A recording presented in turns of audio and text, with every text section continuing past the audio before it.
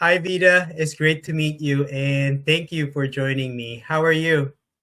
Hey, I'm doing great. I'm on my tiny little Greek island. The weather is beautiful, and I'm really grateful to be here. Thank you for inviting me, Joseph.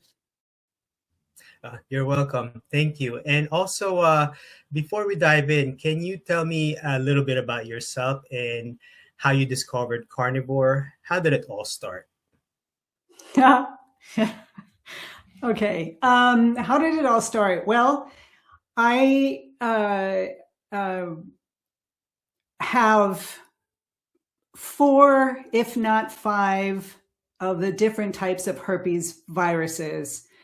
Uh, I have three that are documented, which are, cold sores or HSV-1, genital herpes, HSV-2, and herpes zoster, which comes out on your body. Epstein-Barr, which I do not actually have medically diagnosed, but I'll tell you in a minute why I'm pretty certain that that is also roaming around in me. And then there's the fifth herpes virus, which also is not diagnosed, but 92 to 95% of everybody in everybody alive has this fifth one. It does not come out on the skin. It's a different type of herpes virus. So as a kid, I always got a cold sore, but like just one regular little cold sore, like everybody gets, no big deal. Everybody I knew got them, so nobody told me that it was herpes. They were just, it's a cold sore. So I grew up with the idea that a cold sore was just normal and natural. Everybody gets them. I moved to Greece because I am half Greek, and my mother and my Greek side of the family is all here. So I came here to live in Greece because I love it here. And married a fisherman, live on a tiny Greek island. We had twin daughters. And as I was raising them in this very serene, beautiful lifestyle, I started to get these cold sores, but my entire mouth was filling up. I had an emotional scare, which triggered this intense outbreak. The first one, that the very, very intensive outbreaks, was lasted 8 months. And it was from my nose to my chin, all of my mouth, all the way around, inside, the entire mouth area inflamed and swollen and awful. They lasted about 3 weeks. Then I would have a day or two, literally a day or two, where I was back to normal, and they started again. So that went on for 8 months, and it was my first time completely terrified and out of control. I had no control over what was happening. I was a yoga teacher. I was meditating. I was doing everything that I possibly could, and believing that I was eating a very healthy diet, which was the classic Mediterranean Greek diet. I cooked everything at home. We did not eat junk food. I did not have Coca-Colas and Sprites in my fridge. We drank water, or we made our own lemonade, and that's just how I was naturally. So I felt that I was eating a very healthy diet, but apparently not. So after 8 months of searching for a solution, I went to doctors. They just said, well, it's herpes. Not a whole lot you can do about it. Take these antivirals, put on the creams. I mean, this little tube of cream that you get, like where was I going to put it first? Everything was inflamed. It was terrifying. And it kept going on. I tried the antivirals, didn't work. I tried the creams, didn't work. I did all the meditations and calming, because herpes does react when your body goes into a stress mode, and so the immune system can get suppressed just by stress alone. And I did everything that I could think of. 8 months went by, and I came across, searching online, I came across the raw vegan diet. And I thought, well, all these people got healthy on a vegan diet. I don't think it has anything to do with herpes, but I had nothing else to try. So I tried it. And the first month I felt better. And then I thought, well, this is great. This must be the answer. I will never eat meat again, because apparently that's what's causing my herpes. And so I went on a long trajectory of searching for healing. I did get better on a raw vegan diet, but I ate nothing but vegetables and fruit and sprouted seeds and, doing that whole live kitchen. Parallel to that, I had 2 young daughters and, a family, and I needed to cook our regular Greek meals that I was preparing and cooking. So I had these 2 kitchens happening at the same time. I was getting outbreaks, but they were very minimal. And I thought, this is it. This is the answer. As time went on, however, first of all, it's very difficult to hold a raw vegan diet when you're trying to raise a family and you have 2 kitchens that you're cooking. Nobody in the family wanted to do raw vegan with me, and rightly so. And so I was tied up in continual prep in the kitchen. So I started moving into a vegan lifestyle because that was something that I could incorporate some of the Greek meals that were, the garbanzo beans and the different vegetable lavera, they call them, which is, like the eggplant and zucchinis and all these wonderful dishes. And I thought, well, I'll just do that. And I was making my own bread again, as I used to, and eating breads and things like that. The herpes started again. They didn't end completely on raw vegan, but they got better. They really did. They got better. But with vegan, it started coming back, and it started coming back more and more. And the outbreaks on my face just grew, and they started getting down my neck. And then a few years later, I would get outbreaks on my face, and then I would get genital outbreaks, and then on my neck. And then later on, as the years went on, I would get them on my body, which, and it would start somewhere. Maybe, a herpes zoster would start on my belly, and then it would spread across both sides of my body, which is unusual. Most people just get one side. My neck, my mouth, genitals. And then as the years went on, I started getting them also on my arms, my fingers, my toes. It's like the only place I didn't get them was on my back, right? Knock on wood. And this was happening about 8 times a year. And I'm on this little island. I'm outside of the village, and I isolated. Anywhere that I went, if I had to go shopping and I had this, all of this on my body, the shame that I was feeling was intense. And I really believed that I was just gonna grow old and this was going to be my life, and I couldn't go out in the sun. I couldn't live. I couldn't work because I never knew when this was going to happen. And you can't get a job somewhere and then not show up because you have this full body herpes outbreak happening.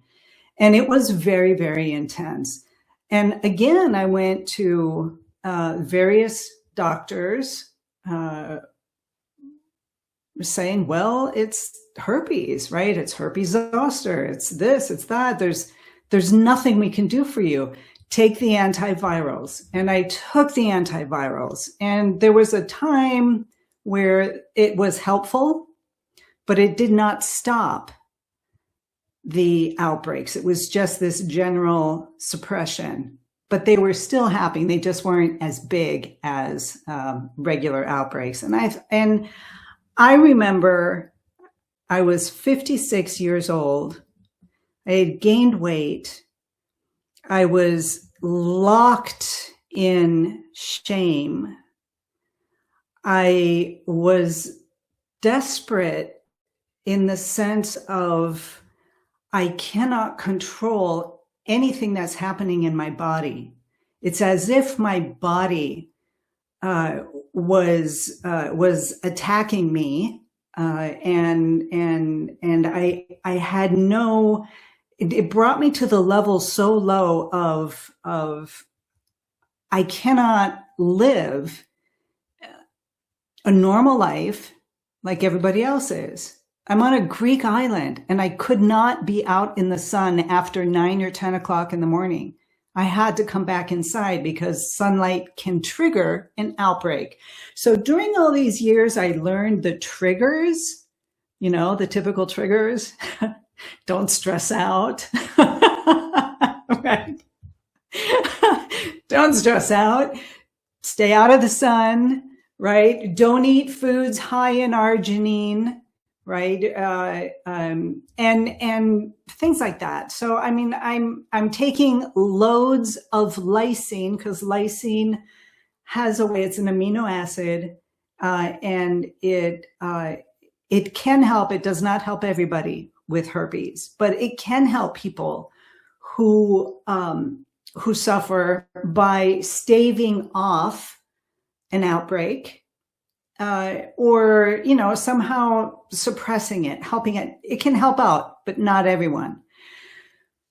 It worked for me. So I was taking bottles and bottles of lysine. I was taking lysine every day for years, every day. And then if I felt an outbreak happening, I would just take the highest, if not higher than recommended, lysine. Right? I mean, what could I do? What could I do? I was in a place at 56 years old. I was 56 and I'm on the couch and I'm in this full body outbreak. And I know that I have the Epstein-Barr virus because the Epstein-Barr, you first get it when you're young and you get mononucleosis. So anybody who has had mononucleosis, and I did as a kid when I was 16, that is the expression of Epstein-Barr later on. It starts with mononucleosis. Anybody who's had chicken pox when they were a kid, which I did, is going to result in herpes zoster, the varicella virus. So I have all of that. And I'm 56. I'm exhausted. I am locked in this heavy, heavy, heavy shame energy, which I can't get out of. And I'm thinking, what am I going to do? Raw vegan worked a little bit, but it didn't work completely. Veganism, all these years being vegan. Then I tried being more vegetarian. I thought I would add some dairy. And part of the reason was that in 2019, I had gone to Savannah to bring my daughters to Savannah, Georgia, so they could see what it's like to live in America. was working at a cafe, right? I was working at a cafe, and summer was coming, and in the heat in Greece, whenever it got warmer, my blood pressure would crash and I would faint. And I had to be under a fan with air conditioning, couldn't move. I'd be all, just a wreck. And how was I going to work in Savannah, Georgia, which is incredibly hot?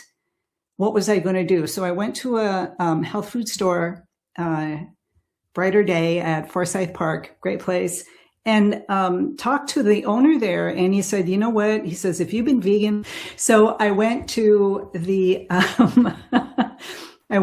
health food store, and it was suggested that I take vitamin B12 because I had been vegan for so many years. And he says, you're missing it. You probably need it. And that may be the reason why your blood pressure is crashing and you're fainting. And so I started taking B12, and in 3 days I was fine. So that was my first indication as, well, maybe my body is missing some vital nutrients and vitamins that I'm not getting with the vegan diet. Time goes on. I come to be 56. That was 5 years ago. I am now 61. I'll be 62 in May. And I had gained weight. I'm still having my outbreaks. I wasn't fainting though, because I was taking the B12. So that got better. Do anything because I was getting these outbreaks again and again and again. And what do I do now? So I came across YouTube. I came across the herpes diet. I was looking into that again, which is eating high lysine foods and low arginine foods and blah, blah, blah. And from there, I got on to I think it was a Sean Baker video talking about the carnivore diet. And I listened to it and I thought, this man is absolutely insane. There's no way that a carnivore diet can be in any way healthy. What is he talking about? And so, of course, the algorithm brought up then Paul Saladino, and this is 5 years ago, right? So he brought up Paul Saladino, and Paul Saladino is talking about the carnivore diet. This was before he really went off on the animal-based, with low glycemic fruits and things like that. And I was like, well, he had psoriasis. He had like skin problems and they all went away. I don't know. I went raw vegan once. I could try carnivore. I'll do it for a month. And then, if it kills me, it kills me. But I would rather have a heart attack or a stroke than live with this continual outbreak until I die, right? And I'm 56. So I'm going through menopause. I started actual menopause late in life. So part of the reason I was thinking that this is all a problem is because I'm going through the perimenopause and, whatever. And as soon as I get my period goes away, then maybe the herpes will stop. They didn't, but I did. But I went at the end of March, the end of this month, 2021, I said, well, I'll do a month of carnivore and I'll see, right? If it kills me, it kills me. And I did it. The very first night that I ate pork chops, I highly suggest people eat ruminant animals and stay away from pork and chicken as much as possible if you're trying to heal yourself. But at the time I didn't know, right? I just said, well, I'll eat pork chops. I went to bed and I slept all night long, and I woke up feeling this energy. It wasn't anything crazy. It wasn't, but it was enough for me to notice. And I got up and I went out for a little hike, and I was like, I just, I kind of feel energized. I feel good. And then the next day, and then I started eating more beef and eggs and drinking water. And I still drank my coffee. I drank coffee. I just switched from milk and I went to heavy cream and butter and things like that. Made it more carnivore-ish. And at the end of the month, I was already a different person. So within 3 weeks, coming up to the last week of that month, my arthritis went away. I began to lose weight. The most important thing was that I felt alive. And I began to have the hope that my life didn't need to be locked in shame, that maybe I'll get an outbreak, but I feel so much better now. Maybe it won't be as bad.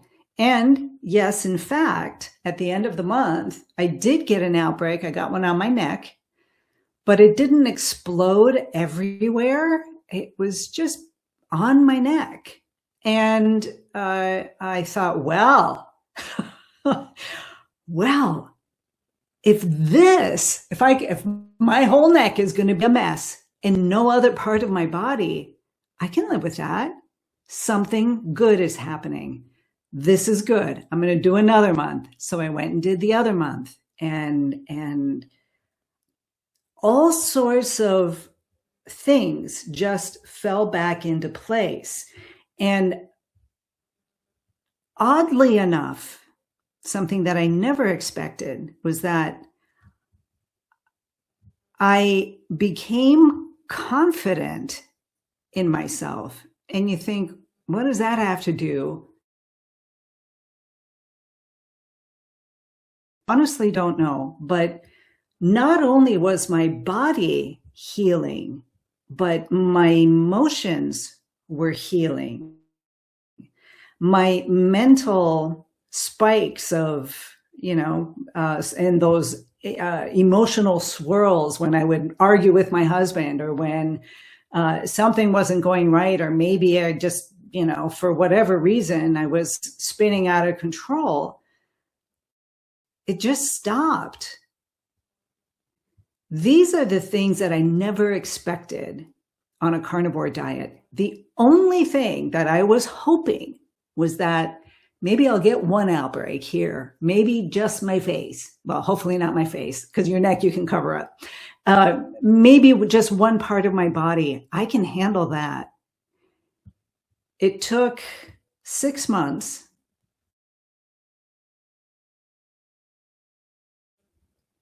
When my very last outbreak happened, and it was literally 1, 2, 3 red bumps that began to come out as an outbreak, but then the next day they were gone.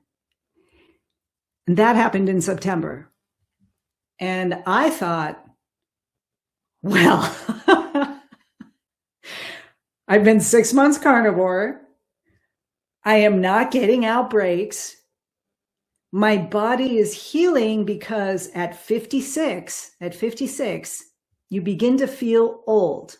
You think this is normal.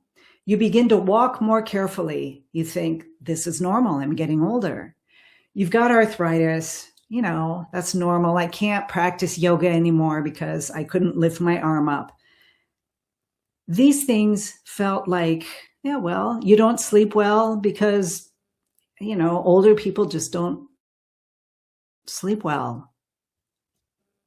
I have on my YouTube channel, I have a video that says the 21 things that got better, including herpes. on the carnivore diet, and I go through everything that happened in those first 3 months. It was beyond my my capacity to fully understand it. I went in, I didn't believe it. It wasn't my choosing to say, oh, I'll go carnivore and everything will be fixed. I thought it was going to kill me. I literally thought, I told my family, I said, you guys, I'm going to do this crazy diet. It's it's high fat. If anything happens, you'll know why. It's because of this. And because I really believed that was a problem. Well, I'm 5 years carnivore. I eat loads of fat. I'm on, the 80%, 90% fats, and then, 20% proteins. And I feel great. Every single day is a calm, beautiful, full of energy, no emotional spikes, no herpes, nothing. As long as I'm on the carnivore diet. If I go off it, and I have tried, then I get an outbreak. So it doesn't cure herpes, but it'll stop the outbreaks. Vida, I think your journey is really amazing. I mean, I've heard quite a lot of stories, but I think your journey is also, it was listening to your story, I feel like I'm getting exhausted, with what you went through, especially with the outbreaks. With the outbreaks, and then the vegan food prep. I'm thinking, because I'm not sure if everyone in your family is pretty much carnivore or similar, but I think I was getting stressed, like listening, that portion. And also when you go to the doctor, I actually wanted to ask, did the doctor ever discuss like nutrition as part of a treatment, or do they just keep giving you medication, or like the viral treatment? Did they ever discuss nutrition on the side? No, never, not one. And this is also in the States when I was, there was another time I was in the States when I got a large outbreak on my lips. Before Savannah, I was in San Diego, I guess about 25 years ago now. And I went to a homeopath because the doctors are saying, put the creams on it. And I was like, but, and I was into the alternative medicine, and went to a homeopath, and he didn't talk about nutrition either. And I never came across anybody who talked about nutrition. And I fully believed that what I was eating was healthy because I was making my own bread. I oftentimes made my own pasta. We always had rice, and we always had meats, and we always used olive oil, and we never had, I was using seed oils as well, of course, right? They're supposed to be healthy. And nobody, not once. And I'm on an island. I don't have, I didn't have, and I still today don't have, except for the internet, extensive access to new ideas. So this is just the way it is. That's what the doctors are telling me. It must be so. And yeah. So no. And also no help from the dermatologists and from the types of doctors here that I went to. They were just like, well, take antivirals. There's nothing you can do. That was the message. There's nothing you can do. It's herpes. They're going to come out. Don't stress. Don't stay out of the sun. Don't do anything to trigger it. And how do you live life without And I was very zen. I mean, I'm an artist. I'm very calm. I'm generally a very happy, uplifted, outgoing type of gal. I don't do stress. It doesn't affect me. So I couldn't understand that either, because I'm like, well, I'm not stressing out. And then they're like, well, you don't know that you're stressed, but really you are. Otherwise, this wouldn't be happening to you. No, I got no help whatsoever. Wow. Yeah. I think, yeah, I mean, I think I resonated when you said that, like, one of the triggers is pretty much the stress, right? Like, to stop it, pretty much don't stress yourself out. And I know before, pretty much like before learning carnivore and, how it affected, how it transformed your body, like, being healthy now, did you have like, any assumption what was causing these the outbreaks, like for me, because you mentioned stress, like to me that's the first thing in my mind, with my skin issues, so I'm thinking maybe it's just the stress in life in general. But you've also done like different diets, like Mediterranean, you've done vegan and vegetarian. Maybe you didn't think that it was, the stress was like part of it. Did you had any other assumptions? I mean, it's not really a blame game, but just like an assumption that you had in mind. Yeah, meaning an assumption that I was stressed, or that. Uh, Give me the question again, because I seem Yeah, to. pretty much. Yeah, so pretty much like, if you have any other assumption, what was the root cause of these outbreaks, with the skin? No, I actually didn't have any other real idea why this might be happening. Stress, because that's what I was told. Anywhere that I looked online to try and figure something out, it always talked about stress. So it must be psychological. I spent, I was already meditating, keeping my calm and this and that. I quit coffee. I did everything that that I could come up with to de-stress when I wasn't even stressed. That's the thing. I was not a stressed person, and I no. I don't have any other. There was nothing else. Just you just have to live with it. That was all that I got, and all that I could think of. So yeah. Yeah, I think I'll be pretty much questioned also if I was in your shoes, like thinking, what else could this be? I'm already eating healthy, like I'm doing this de-stress, I'm doing yoga, and also, because to me back then I'm thinking, eating, this vegan lifestyle is pretty much, the healthiest, at the peak. So I'm thinking, is like you said, it might be the psychological aspect of it.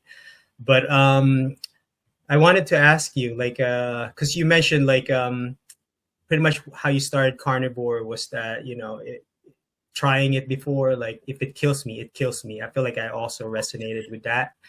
You know, um, what was your motivation in life before carnivore? I feel like, did it feel like you have to force it because of all this like food prep, all this medication that's not really, working, even just managing it? Did you have like the motivation has, something that you have to push? I had to uh, see. I'm going to try and pull this all together, because there are parts of my carnivore journey which are inexplicable to me. Like, I got confident. How does that happen? I don't have emotional ups and downs. How did that happen? I mean, what's happening? Why?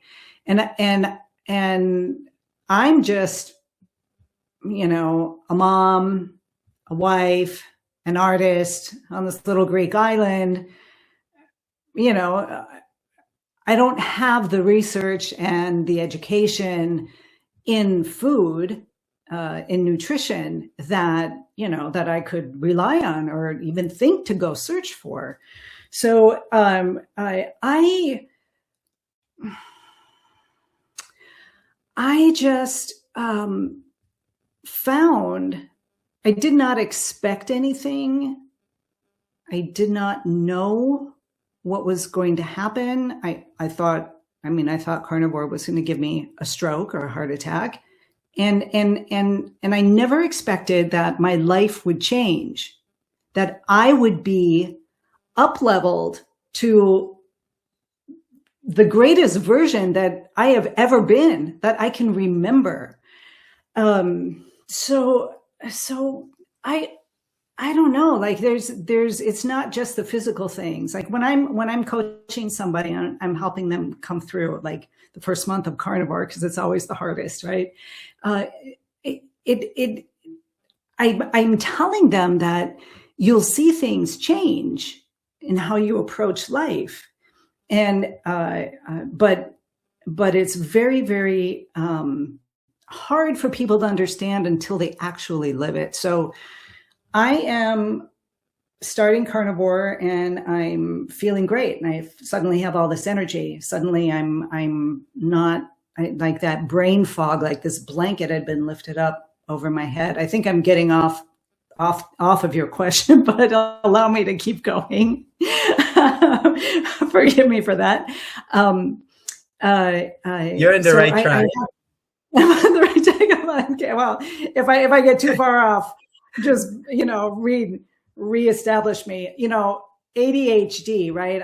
I am definitely an ADHD type, and carnivore has also brought me much closer to a more balanced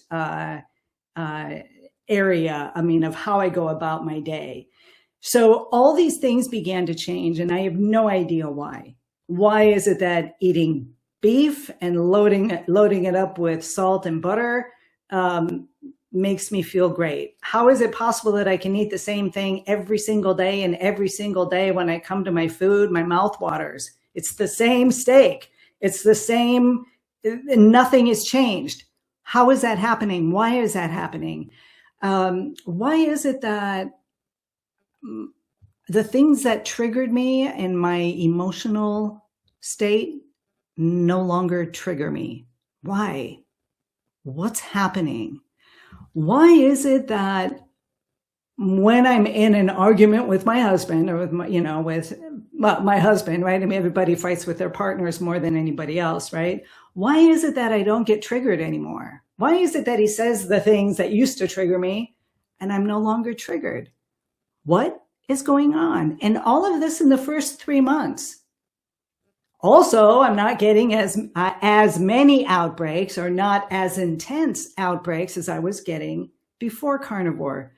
So all of these things are coming together for me, and I'm realizing that it's something about carbs. It must have something to do with carbs, because when you're eating carbs, the carbs will spike your insulin up. Well, I mean, there'll be a spike and then drop, and then you need to eat more, and then you spike and you drop. That's a vegan diet. You're spiking and you're dropping. You're spiking and you're dropping. Well, think of that on an emotional level, right? My emotions would spike, and then I would be okay. And then I would spike, and then I would be okay. It was always this up and down, this roller coaster, never steady energy. On a ketogenic diet, the carnivore diet is in the ketogenic realm. It's just that we're not eating the vegetables. It's strictly meats and animal products and water. And yes, I do drink coffee, and it doesn't bother me. But if it did, coffee would be out. But ketones are a different kind of energy, and they express themselves differently in your body. So ketones are this steady marathon runner, right? You're a marathon runner. You're not a sprinter. Carbs are sprint. You're a sprinter. You're like running as fast as you can. And then you collapse, right? Because you can't go anymore. But ketones just keep you going all day long. Well, if my energy in my cells throughout all of my body and my gut microbiome is changed and I'm working on ketones, isn't it natural then that my emotions would also balance out and run a more steady course than before? Isn't it natural that I would just keep my energy all day long without crashing like I used to in the afternoons? Why was all of this changing? And that is, I think, when you try something like a carnivore diet, you do it to get rid of the immediate problem, herpes, psoriasis, whatever it is that you're going through. Throughout the process of becoming carnivore and living a carnivore lifestyle, and let me be clear, I do not believe that strict carnivore all the way through is the way to go. If you can be carnivore-ish and you're fine, I think it's valid. I am not one of those hardcore dogmatic carnivores. I do believe that if you want to fix your body, you have to give yourself at least 3 months. Go carnivore, just do it, really mellow out, and bring yourself back to ground zero. And then you can try some other foods that you may want and see if it creates a reaction. And now I'm going to say one more thing and then I will stop. But when you have your body at ground zero and you're just eating beef, butter, bacon, eggs, drinking water, you can have a sparkling water, no flavors, no nothing in it, just the sparkling water. And if you can handle a coffee or tea, drink it, okay? Just that. When you get into that ground zero place within you, and then you open up and you say, okay, I'm feeling good, I'm not getting outbreaks, I don't have psoriasis anymore, it's greatly reduced. What will happen if I eat a little bit of broccoli? And I'm not talking about a huge plate of broccoli. I'm talking about like what you can fit in your hand, maybe, a couple of bites. And you try that. For a lot of people, especially younger people, that seems to work just fine. And they're no longer getting outbreaks. But if you have another outbreak, then you may want to just let that go and stay carnivore for a while. Okay? Wow. Yeah. You know what, Vida, I completely agree. Actually, two things I wanted to mention because two things resonated with me. You talked about the confidence, like besides, other health markers improving, right? I feel like that's something like many of the carnivores now, like that they talked about, like confidence. It's just like they're also not triggered easily. I think that also is a thing for me. Like, there's so many things in the past, maybe like a couple of years back or maybe several years back then. So many things triggers me, like maybe just going on social media or maybe just like getting into an argument or debate with other people. It doesn't even trigger me anymore. So I think that's a really good thing you and I both experienced. So I think that's really awesome. Vida, I just wanted to ask, what was your favorite food back then before you were carnivore? My favorite. Okay. My my grandmother here in Greece, she used to make, she's no longer with us, right? But she used to make for my brother and I when we would come to Greece in the summer times and come to Athens when we were kids. She would make this spaghetti right? She would boil spaghetti and then she would grate tomatoes in a pot and add sugar and cinnamon and maybe some cloves and butter and cook it down.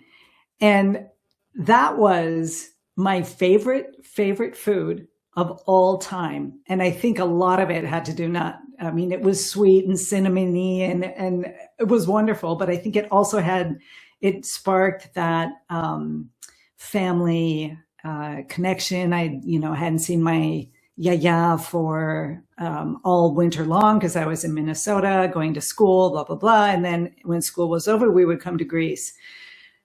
So that stayed with me. And anytime that I wanted one of those comfort foods, that's what I would make. Made it for my kids. They love it as well. Although now they're not carnivores, but one of my daughters is low carb. They're both actually low carb. And so they're not doing too bad. They don't have the same issues that I had. And I keep saying, if you ever come across something, I hope you never do. But if you do, just know that the carnivore diet is a viable option for you. So yeah, that was my favorite food. Yeah, that's pretty cool. I mean, yeah, sweet is a hard thing to get rid of, especially, if I feel like if you've been taking it for a while, it's something that's not easy to get rid of. But yeah, I'm sure eventually you will get to that point where it's going to be easy to let it go. And you mentioned about your family, your two daughters, they're doing low carb. I think that's awesome. I feel like, maybe sometimes in the future they'll come across also with carnivore. I mean, they're already familiar because of you, right? So Vida, what is the hardest thing about being carnivore for you? Some example, like for me, social gatherings with family and friends, holidays, also travel, trying to scout which places can we go. Cravings in the beginning that went away for me after 1 year. What about you? What is the hardest thing for you?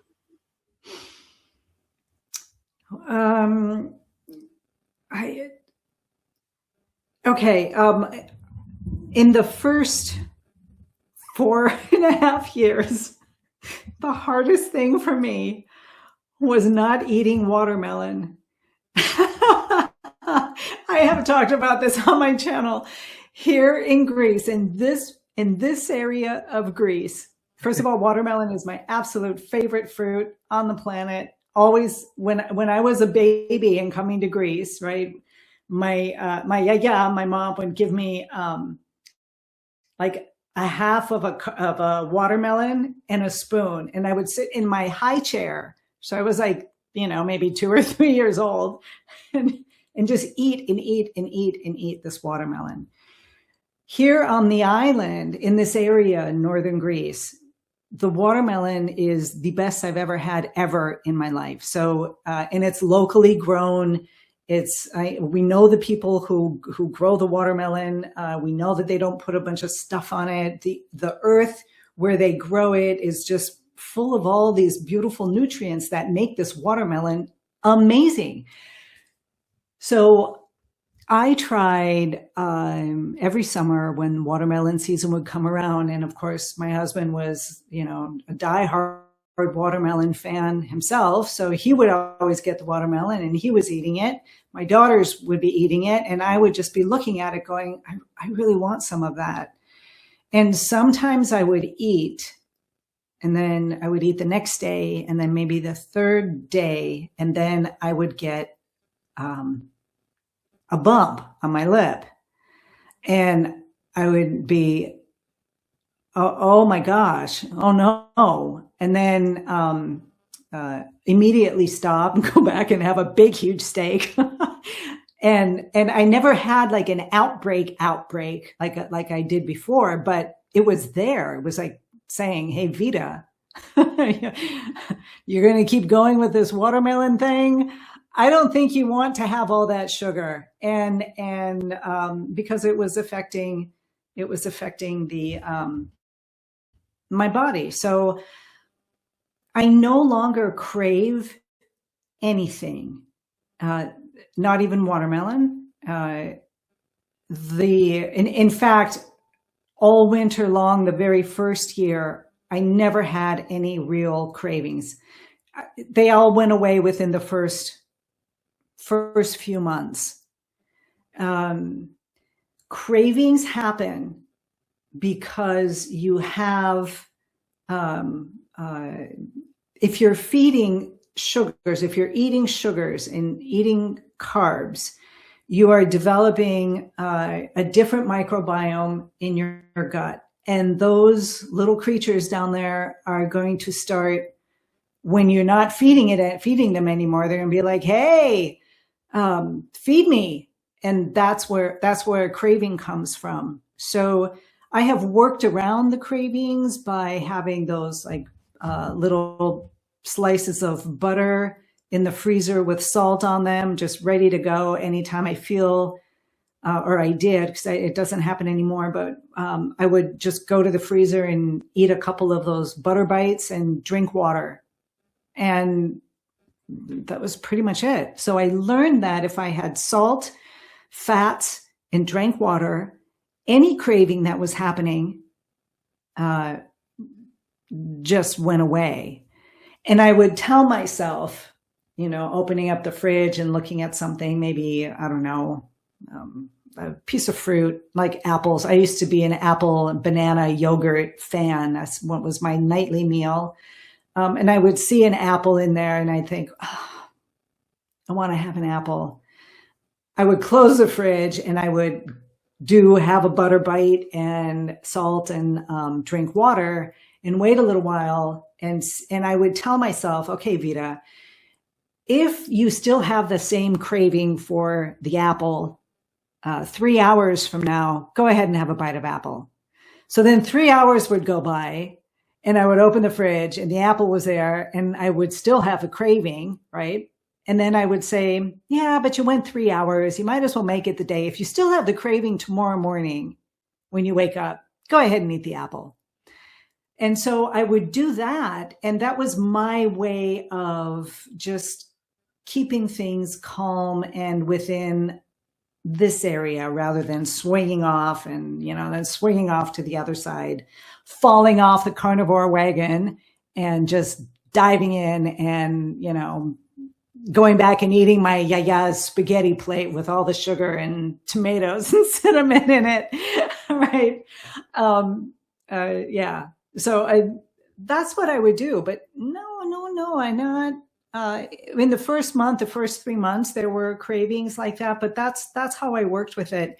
And above all of it, because I was feeling great and my outbreaks were so minimal during this transition phase, there was not a single thing on the planet that was going to knock me off of this carnivore thing, because I wasn't getting bad outbreaks anymore. They were better. I could see they were getting better. I woke up feeling great. Why would I risk that? I wasn't having emotional ups and downs, no spiraling down till I hit bottom and, driving everybody crazy because, there was nothing anybody could do, right? I was this emotional. People would say that I had anxiety. People would say that, I could even get myself to the point of panic attacks, which have happened a couple of times in my life. And I think a lot of those reactions and the way that I was living was basically carb based.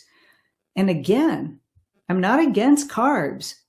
I am against the amount of carbs that everybody's eating today, and seed oils and, anything fake, anything that isn't actually coming out of the ground or isn't living off of the earth on its own, we shouldn't be eating. It just shouldn't be there. It just shouldn't go in our body. But if I could come to live carnivore-ish pretty much on a daily basis, I would be I would be very satisfied. I would have my carbs in the morning to burn it up a little bit, and then the rest of the day just stay. But I'm not anything, right? I mean, I'm not going to risk it at all. I don't want to go back to the way I was. No more shame. I have confidence. I can come out and talk about herpes, and, nobody wants to talk about herpes. It's such a shameful topic. Everybody is hiding. I had started a podcast last year, doing podcasts, trying to get some people who had healed from herpes, also by going carnivore, and saying, come on, let's get out and talk about this. And most everybody, if not everybody, basically came out and said, I will not, I can't. So people are still locked in that shame factor. Well, especially in America, the shame with herpes is huge, because it's always pointing the finger at the other person. You did this to me. You gave this to me. And yeah, herpes is passed along by human to human. And I discovered, which I didn't know, that herpes has been with us since before we were human beings. So the primates, like back millions of years ago, right? They were passing it all, genital herpes and, and cold sores. These viruses have been with us for millennia. They're just with us. So it's not so much of you gave this to me or I gave that to you. It's more of, what can I do to help my body be strong and heal, so that I'm not suffering from outbreaks, and so that I don't need to blame somebody else. I'm not blaming me either. It's just a fact of life. Everybody gets a cold. Everybody, right? Herpes is about as common as the common cold. Most people who are passing it on to others don't even know that they have, let's say, genital herpes, which is where the big shame is wrapped around, right? Most people don't even know that they're giving it, because they've never had an outbreak. Or if they had something, they thought, well, it's an ingrown hair, no big deal. Nothing. And many people pass it along without even having an outbreak, without even knowing. So where did I get my genital herpes? I don't know. Was my husband cheating on me? Maybe. Did I have it and got it from somebody else? An old fling that went back in my youth, back in my day? I don't know. How can I possibly pinpoint who gave it to me? And let's say I could. So what? You gave me herpes. Okay, so let's say somebody gives me herpes. Let's say it was my husband, had an affair, he gave me herpes. Okay, is that going to do anything for me except to blame and to put shame, not only on somebody else, but on me as well, the victim? Oh my gosh, look what you did to me. You ruined me. Okay, I can live that way if I want, or I can step out of it and say, no, I've got herpes, I've got herpes, I've got herpes, I've got herpes. Am I going to live all shut up and in shame? I did that for years. I went carnivore. All of that went away. The shame lifted. I didn't do anything. I didn't go to any, psychologist. I didn't do therapy. I didn't do anything. I just live on an uplifted level where shame can't touch me. And I find that, I just find that amazing. And I am so grateful. And not only am I grateful for all these, all the confidence that I never had my entire life, and suddenly I just have it. I didn't go through therapy to get confidence. I didn't work on myself. I mean, I did for years trying to figure out how to become a confident person. It just happened. I can't explain that, but it happened.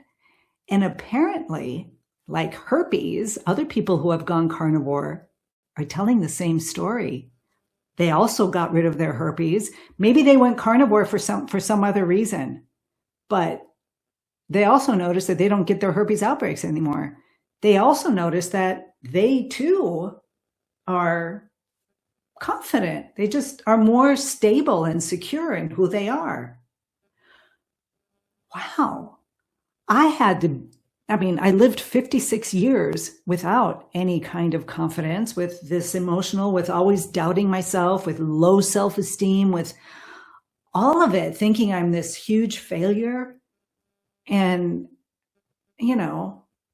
suddenly I'm this other Vida. I'm the same Vida, but I'm just an up-leveled, better version. And I want people to hear that it's not just that whatever health problems you're having, because you can go search out in the carnivore world and you will find people with MS healing, people with cancers healing. Not everybody, obviously, not everybody.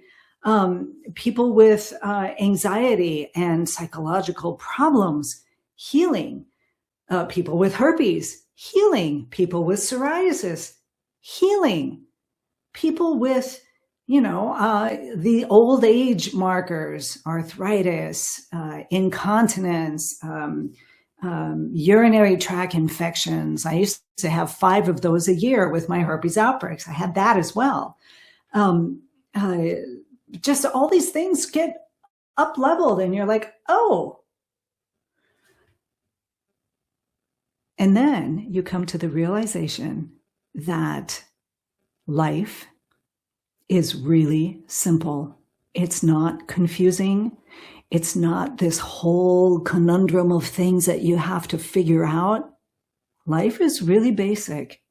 If you're feeding your physical body the basic components that it needs, it will automatically uplift you. It will automatically bring yourself to a more stable place emotionally, will lift the brain fog and keep you steady and focused throughout the day so you can live this life safely with your wits about you, not being lost in the dark anymore. You're just in the light and life is good. Give your body the basic things that it needs. And again, I'm not dogmatic carnivore. I am not.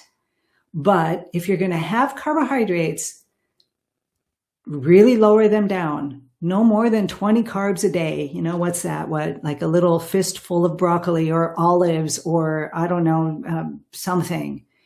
Have a quarter teaspoon of honey. I don't know. Have it. Or if you have a day where you have a regular meal like that, the next day, go strict carnivore to balance it out. Do 2 or 3 days.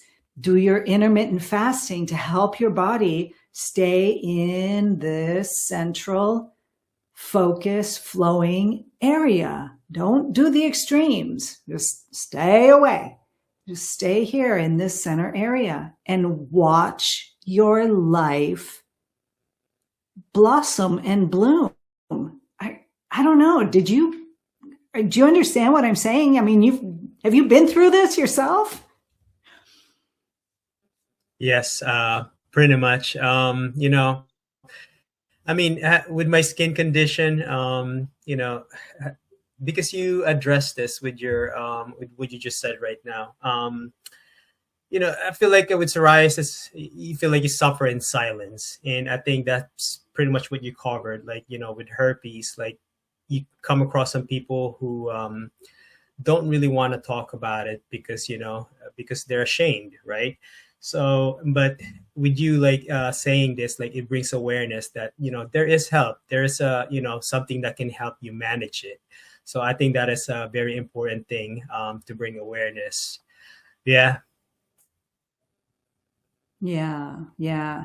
And I keep, the people that I help through the first month on, going carnivore, it can be difficult because not everybody is the same, right? Not everybody is the same. Some people need to move in slowly, slowly cut the carbs, slowly get rid of the seed oils. And if you're going to have an oil, use olive oil because it's a fruit oil. It's a little bit better, right? And begin to add more fats. Some people can't handle an 80% fat to 20% protein ratio. Some people do, just have a really difficult time going through that. So I am always moving in there. Some people move in slowly to carnivore, but get to carnivore if you're having a health problem.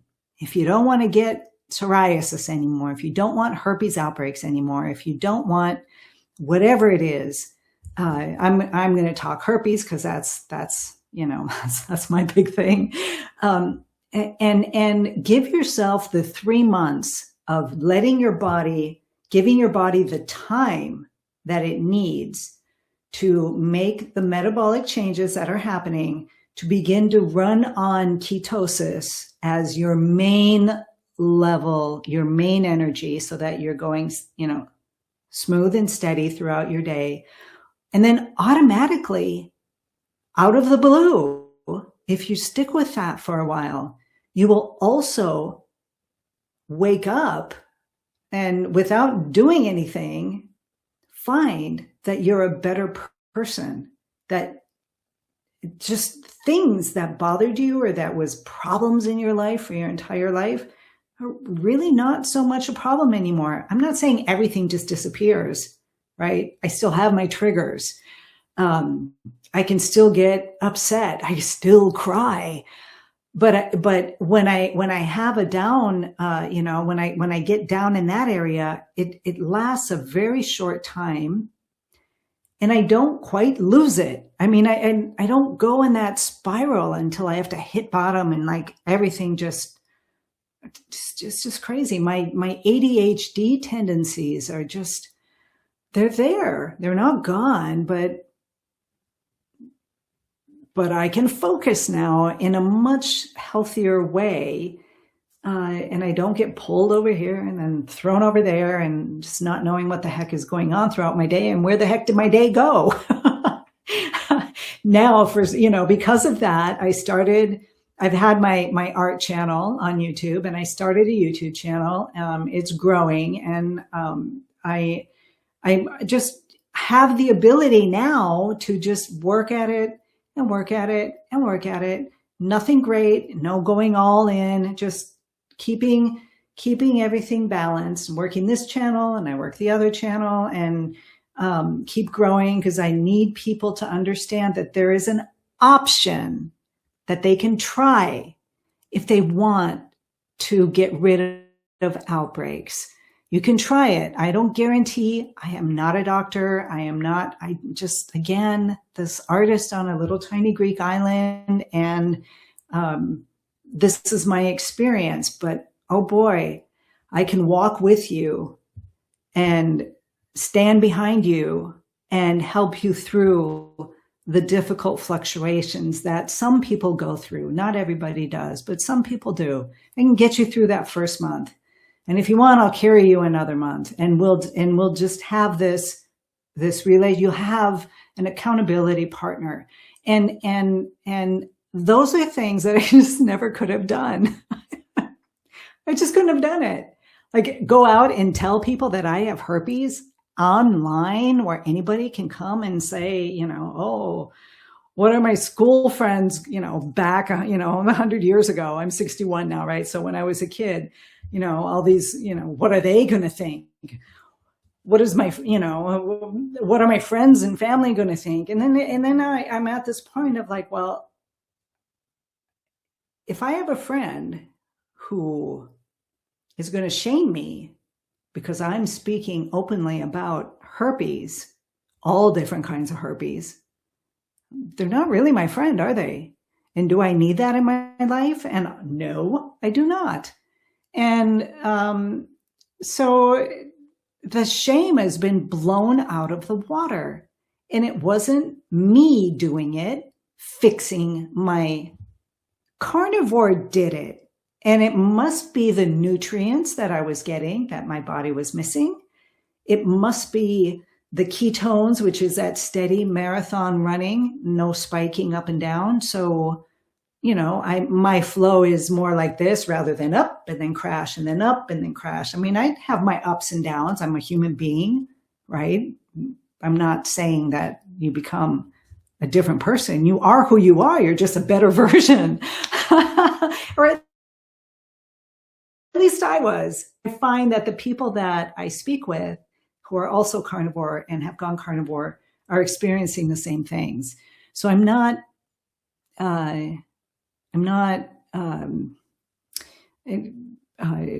scientifically, I'm not proving anything. All I can go on are, you know, what you go through, what these other people that I'm working with go through in their experience of becoming carnivore and how that is helping them with their herpes outbreaks, how, you know, the problems that they might be having, how they're working through them. And, you know, yeah, you got to do it for 90 days. And then you sit back and you take a look at where you are. And if you have to go another 90 days, then you go another 90 days. And then see where you are after that.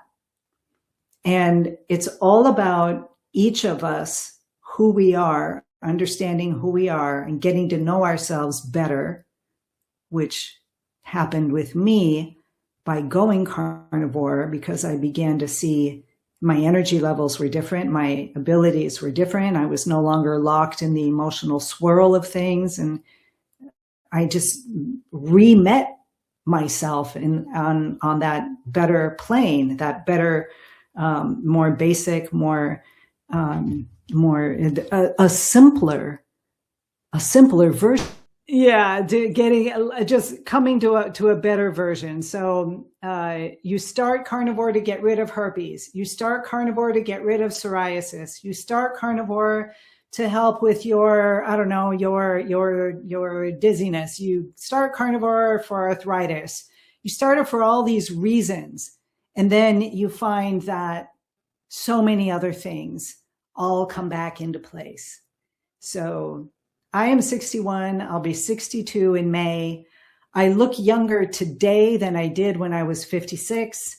I look younger today than I did when I was 50. In fact, it's not because I look younger, I feel younger, I am younger, because I live my life on a daily basis as if I'm 30 years old. And gosh, that's nice. Right? That's really nice. Yeah, that is pretty awesome to hear. I do feel the same. Like, you know, I feel like I'm living my younger days.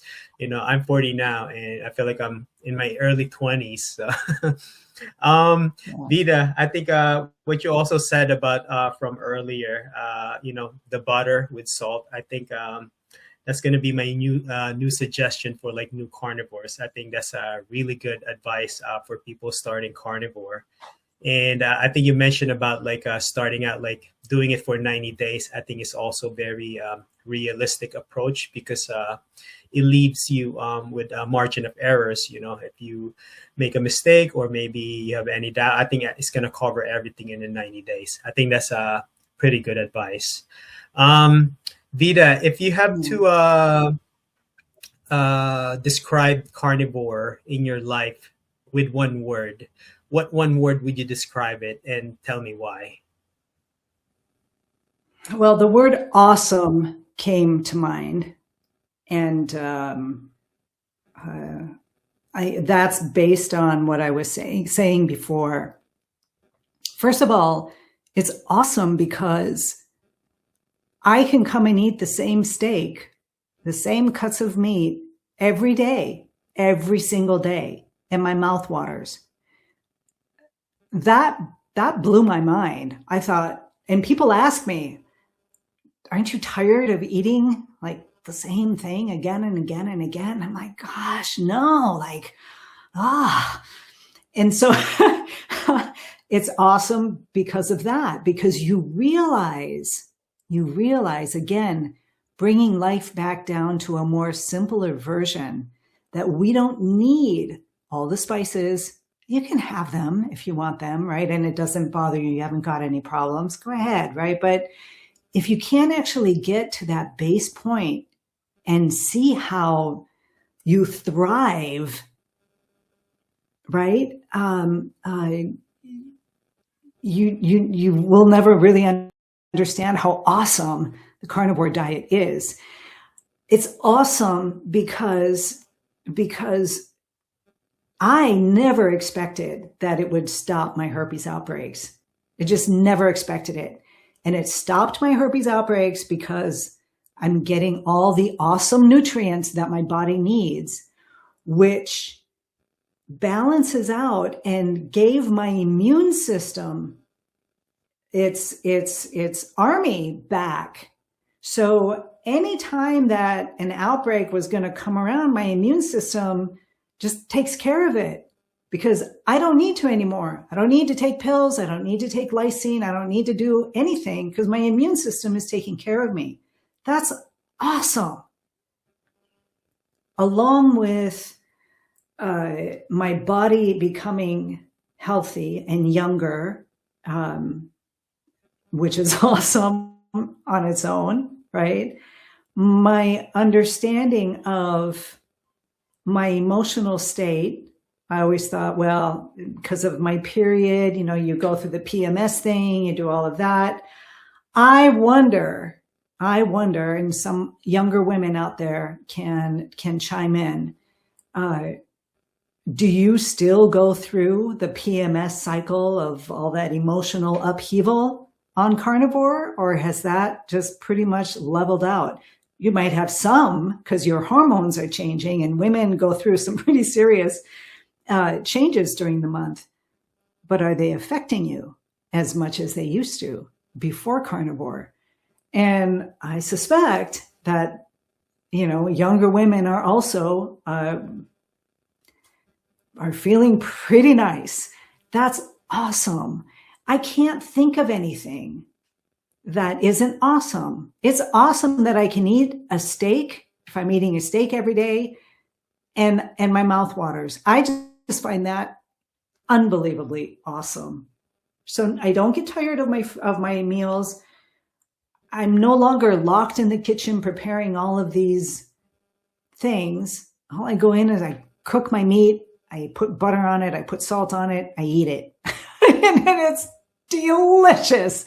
That's amazing. I spent my entire life hours in the kitchen preparing meals, making it this, putting all the spices in, doing the whole cooking thing, which is beautiful. It's an artwork. And if you can do that, go do it, right? I'm nothing against that at all. But for me, I love this new brevity in the kitchen of actually cooking and eating and having my mouth water, of understanding when I am getting satiated because I no longer enjoy the food as much. It's just like, oh, okay. And then I stop because my body has had enough. I am in deeper communication, my mind, my body, my spirit, my emotional levels, and all of that. I'm connected. I'm reconnected. And that's awesome. And that's just by making one choice to try the carnivore diet. And it's done wonders for me. Wow. Yeah. Let me add to that. Yeah. What you just said is awesome. Actually,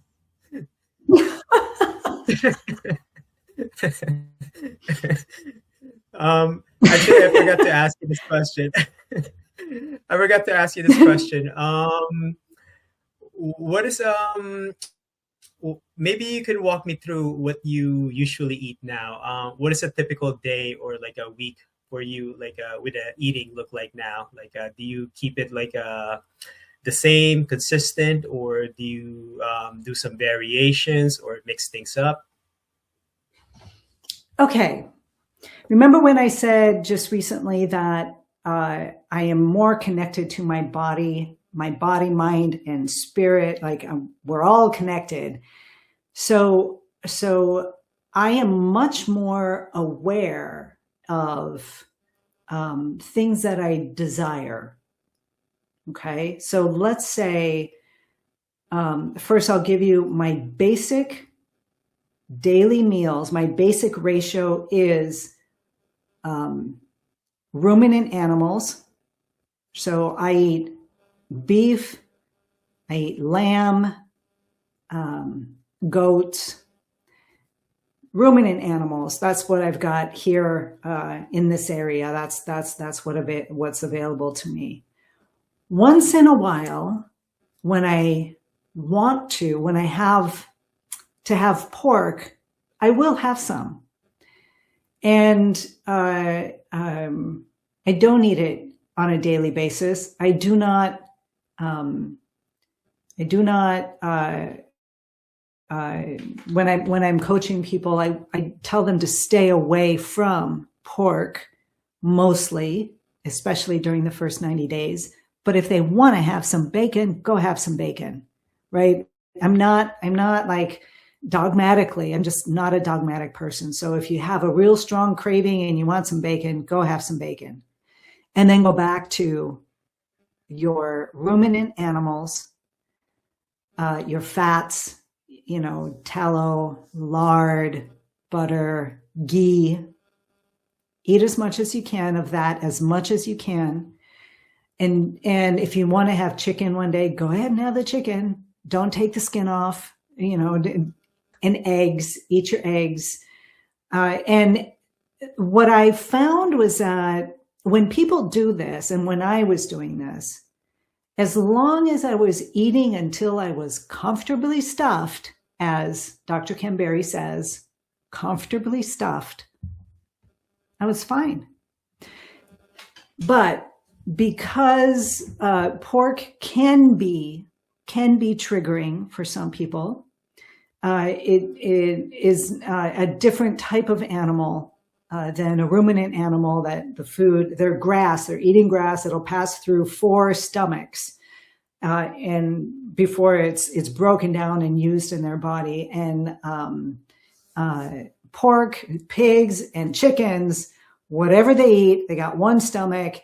That's what you're getting. So I'm a little bit more careful with people if they are having troubles and outbreaks, to stay off of chicken and pork. That's basically what I do. I may have pork once a month. I may have chicken once a month, right? Mostly what I'm eating is ruminant animals and my fats. I'm eating my fats. I love it.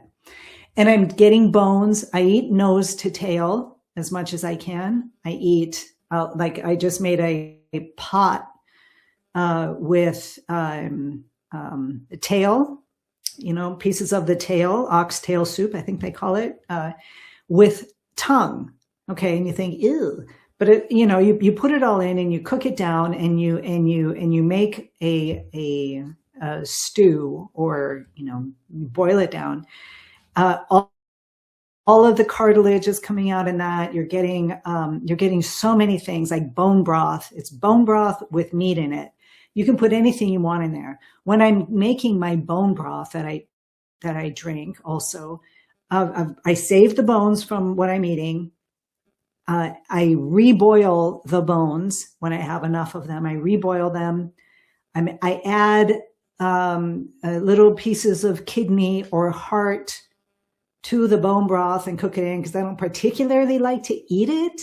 Or I'll have the heart ground up with my ground beef, maybe a quarter or, like 20% to the beef. So you can never taste it. You just never know it's there, but you are getting the nutrients in the heart.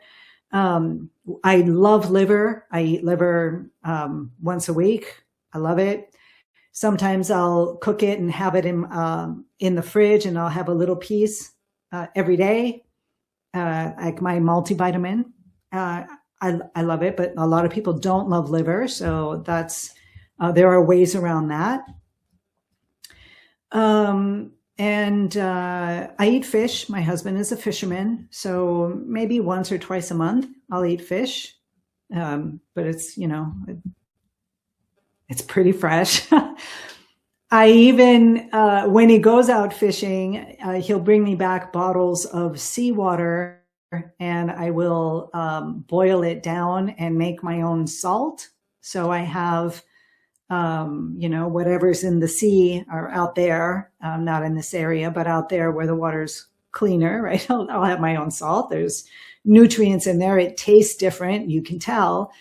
And I think I'm doing all right. I think I'm doing all right.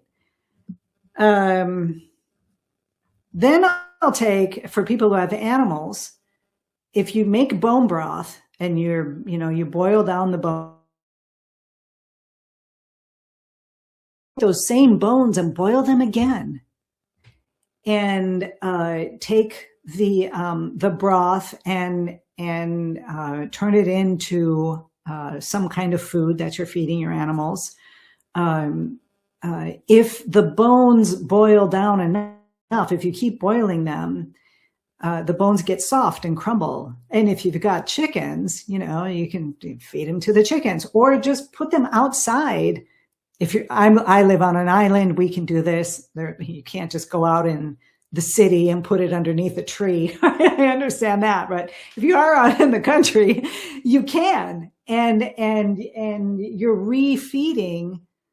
You know, it's like living regeneratively. And I love the regenerative farms that are coming up in the States. Here in Greece, if you're not in the city and you're out in the country, you find you know, we have our butcher who has his animals, and we know how they're raised. We know what they're eating, and you know, you just reuse things and put it to use.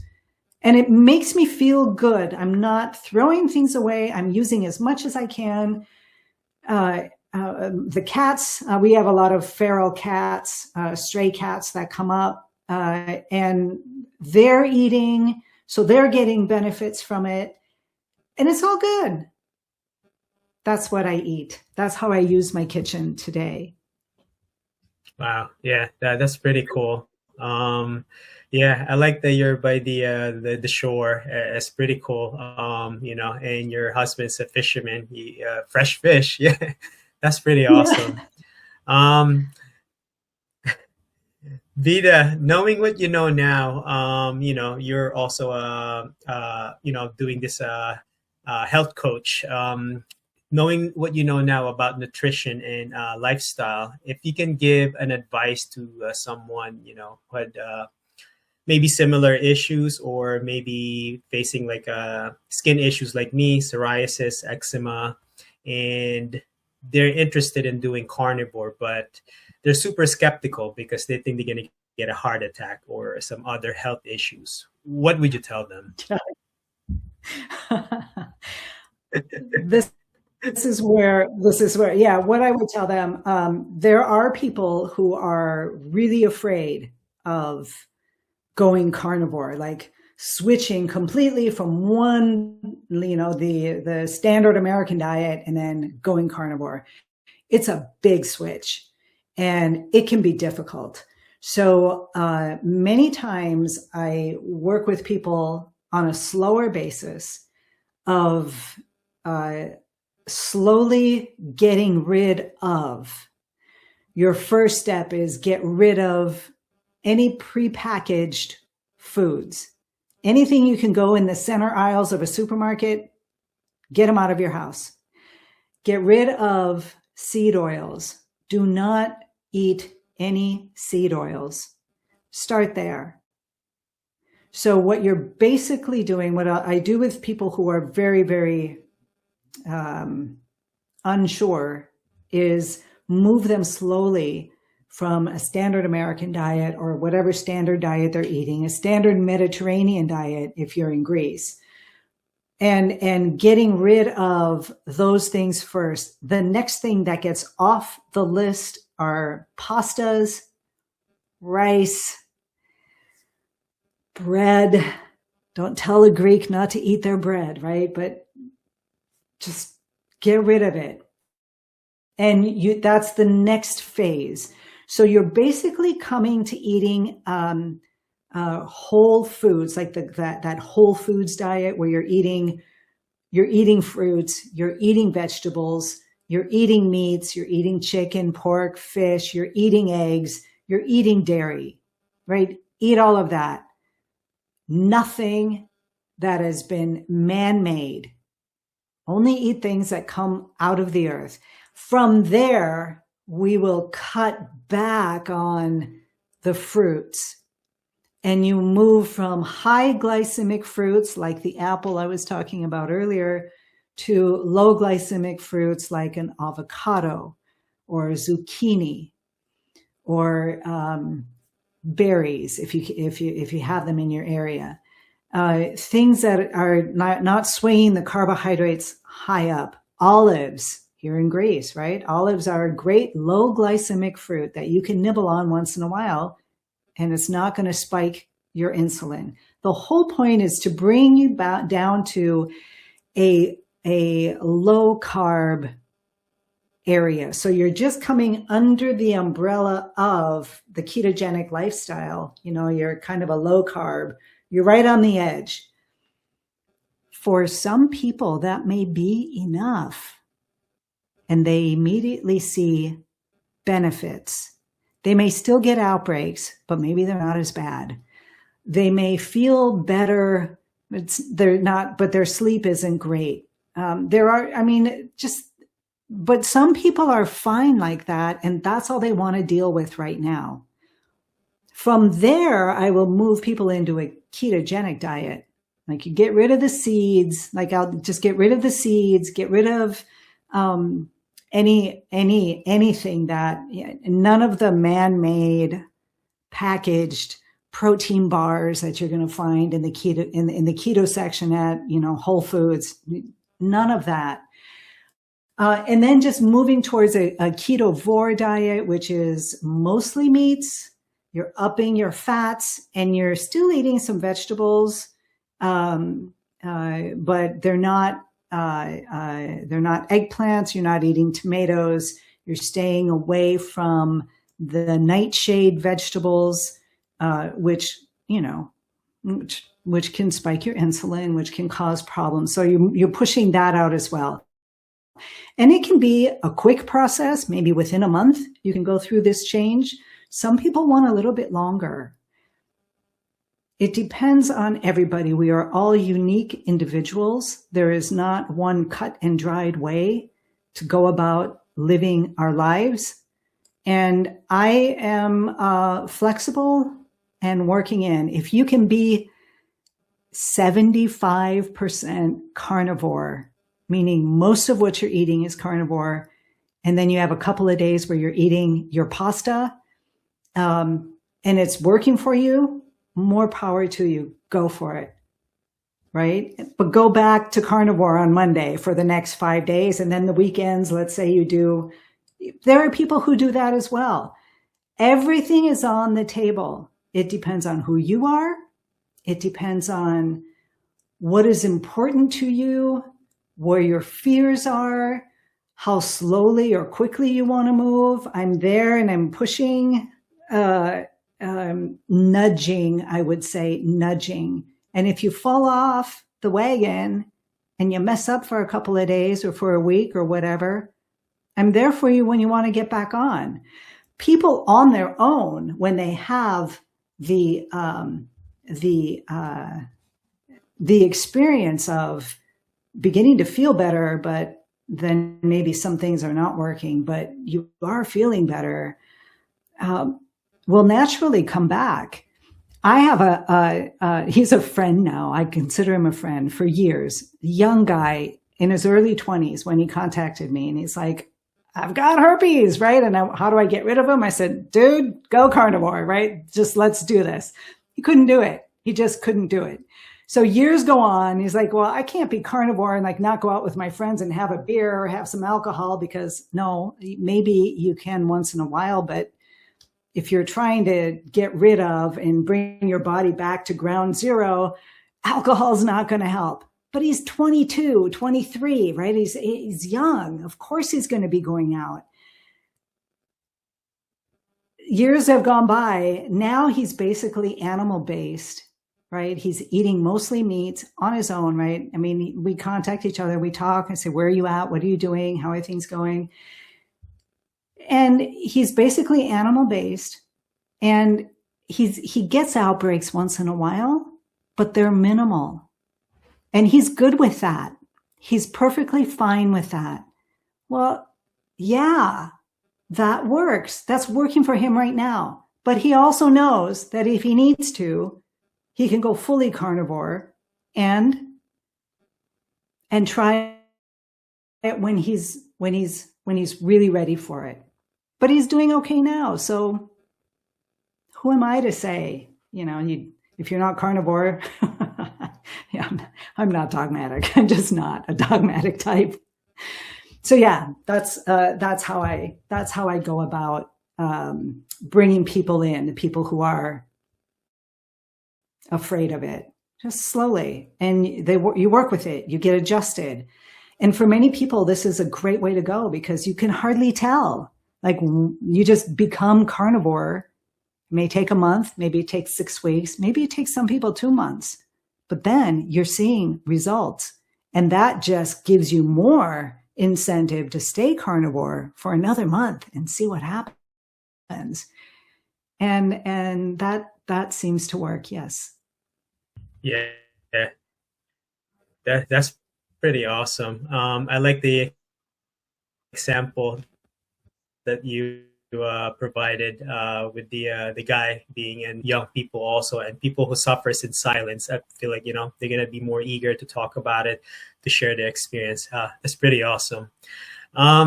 Vida, how do you see carnivore in the next 5 to 10 years? Do you see carnivore being in a good light or in a negative light, meaning there might be some censorship, pushback from the media, or maybe meat prices going high? At the same time, good light, meaning more people wanting to learn more about carnivore because we're seeing a lot of healing, more people joining the community. What are your thoughts?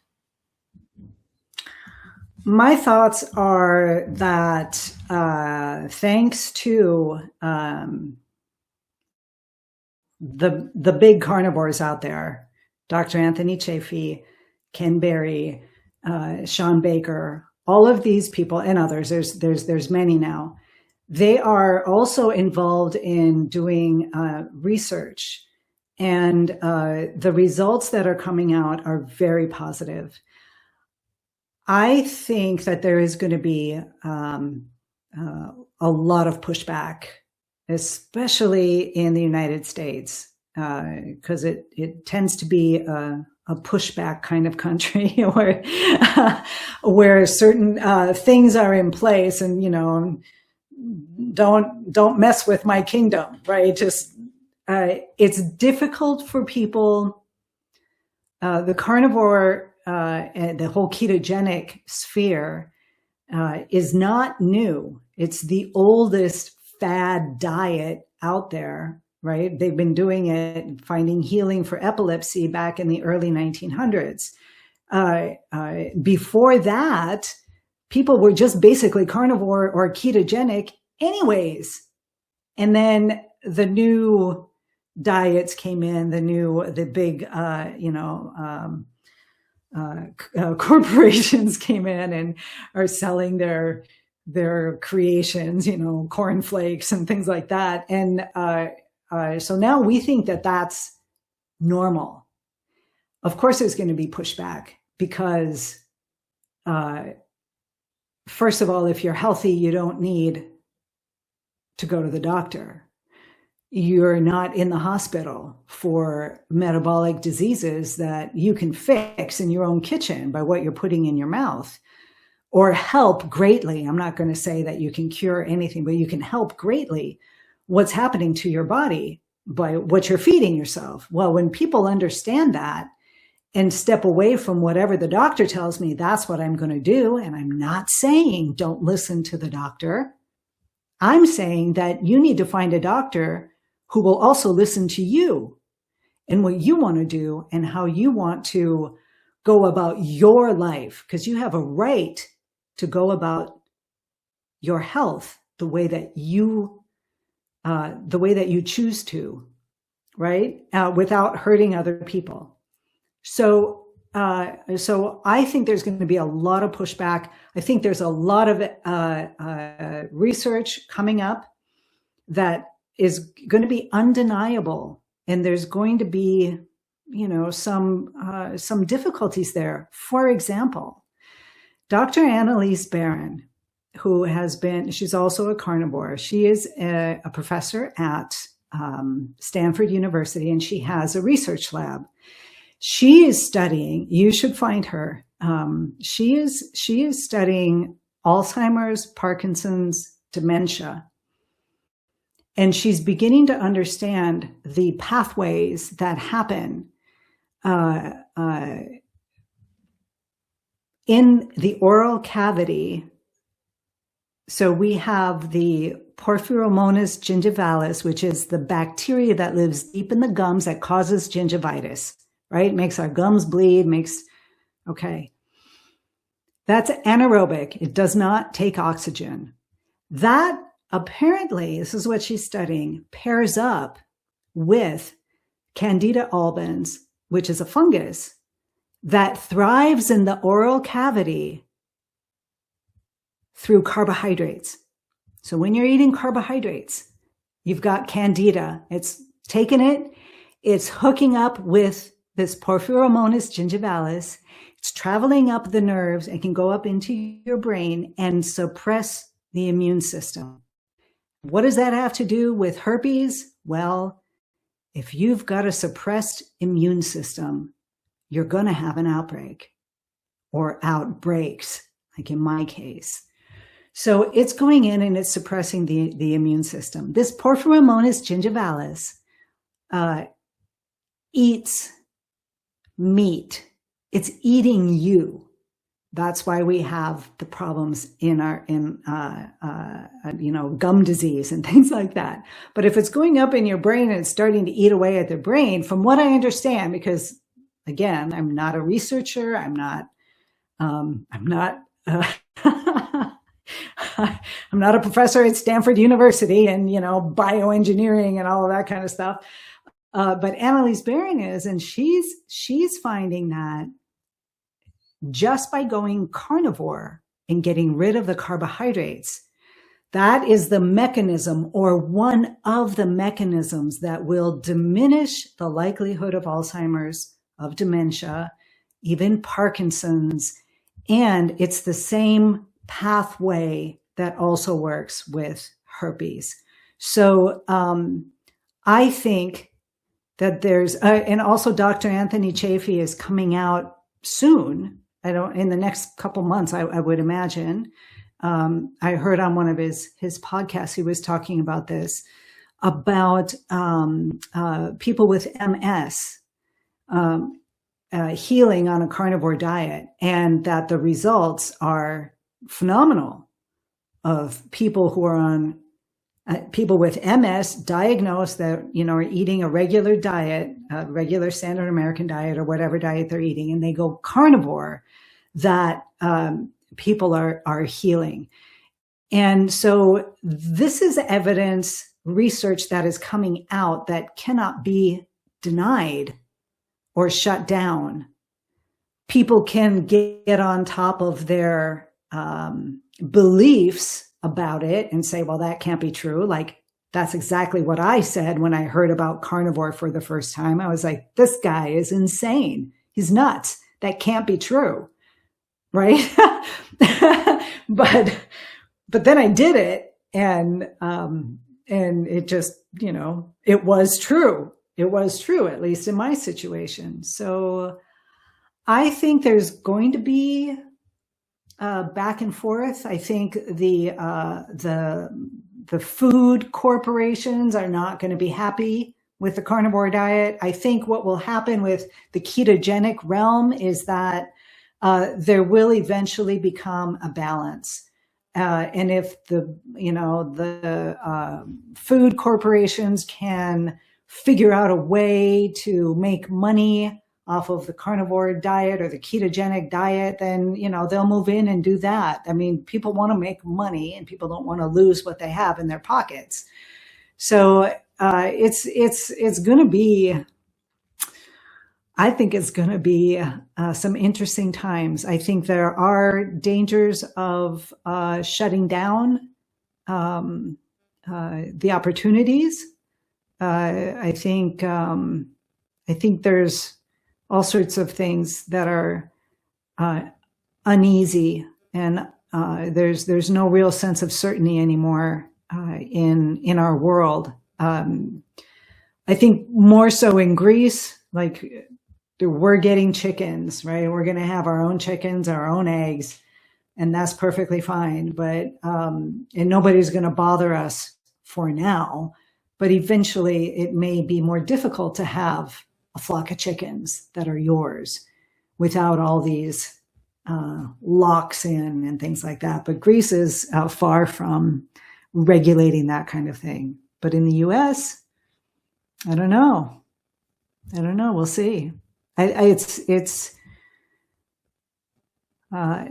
unsettles me, but I'm somewhat of a cockeyed optimist, and I like to believe that we will find a balance. And I think once enough people experience, at least partially, a low carb, a ketogenic diet, a ketovore diet, and find health or find benefits, more benefits than when they were eating high carbs, you cannot stop people from moving in that direction. People are going to choose their own health. I don't care what anybody says about that, but people will choose to be healthy. That's very well said. I feel like you've covered everything. I feel like, like you said, there's a feeling of uncertainty, like especially, because I'm here in the U.S. Also, I do feel like there's going to be a lot of pushbacks in the future. But I'm also at the same time like hopeful, that there's going to be a lot of good things about the community. Vida, if people want to reach out or connect with you, where's the best place to reach you? My first choice would be to go to my YouTube channel, which is Vida Goes Carnivore. Maybe you can put that in the show notes when you get this. Vida Goes Carnivore, and contact me through there. I am not a fan of social media. So yes, I will upload sometimes on Instagram and TikTok. Also, Vida Goes Carnivore, all one word. That's just the name that I came up with at the time. Vida Goes Carnivore. And my YouTube channel is basically the place to go. And then I can direct you if you want to talk to me about coaching. If you want, even just, I will always answer your emails. So you can email me, you can contact me, you can message me on YouTube. I will respond, especially if you are suffering from herpes and you want to find a way out. You do not need to pay for the coaching. I will answer your questions through emails and help you out as much as I can. So yeah, because I don't want anybody to live in the shame that I lived through. There is no need for it. Herpes has been with us for millennia. It is not anything new. It's not anybody's fault. It is something that we have. So I want to help people come back to their center. I say that over and over because it is from this place, by getting rid of all the extra stuff, coming back to your basic blueprint of who we are supposed to be, the blueprint of you. When you get there, and a carnivore diet is a great way to start. It's a great way to start. Then you will find that you are also uplifted and up-leveled into a different sphere of living on a daily basis. And it's not like a couple of days and then it's gone. It's every day. I've been like this for 5 years. And the only times have been when I've like tried eating, going off the carnivore diet, because I have tried in the past. And all I ended up with was another outbreak and feeling awful and not sleeping well and my incontinence coming back and my arthritis coming back and everything coming back within days of going off of a strict carnivore diet. And then I go back on the carnivore diet and it all goes away. And I did that a couple of times. So I myself am 100% sure.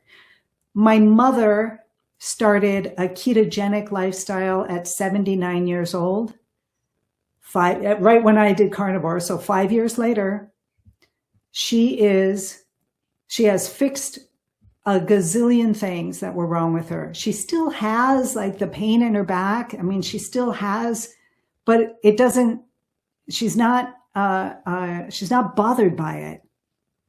She's active, she's out, she used to be with her arm in a brace and she couldn't move, she couldn't do anything. She lost the weight, her blood pressure is more stabilized, she's 84. It's not just because you don't need to be young, you can be old, you can be any age, but when you really take it seriously and you want to just make your life better on a daily basis, give it a try. Get in touch with me. I got things to say.